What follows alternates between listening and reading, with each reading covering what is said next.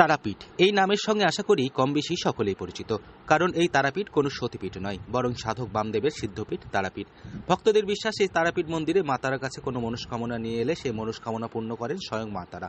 আর সেই কারণেই প্রত্যেক দিন এই তারাপীঠ মা তারার মন্দিরে দেশ বিদেশের বহু পর্যটকদের সমাগম ঘটে। তবে হঠাৎ করেই যেন এখন তারাপীঠ মন্দিরে পর্যটকদের সংখ্যা কমতে শুরু করেছে। যেখানে প্রত্যেক দিন প্রায় 10 থেকে 15,000 পর্যটকদের সমাগম ঘটে, সেখানে বর্তমান সময়ে দাঁড়িয়ে পর্যটকদের সংখ্যা কমে দাঁড়িয়েছে প্রায় 2 থেকে 3,000-এর কাছাকাছি।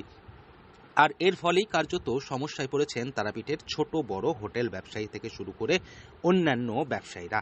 মূলত প্রত্যেক বছর শীতের শেষ লগ্নে এবং বাংলার শেষ মাসে দূর দূরান্ত থেকে পর্যটকদের সমাগম ঘটে তারাপীঠ মন্দিরে। তবে এই বছর একদম তার উল্টো চিত্র দেখা যাচ্ছে গোটা তারাপীঠ চত্বর জুড়ে। তারাপীঠে হোটেল উপরে একটা খুব ব্যাড ইম্প্যাক্ট পড়েছে।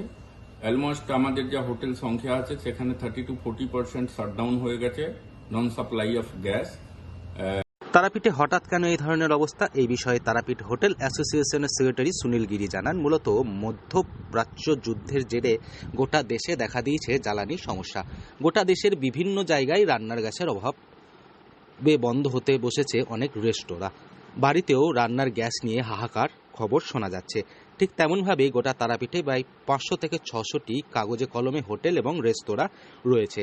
সেই সমস্ত হোটেল এবং রেস্তোরাঁ সঠিক সময়ে gas except hospital and school কে দেওয়া যাবে না।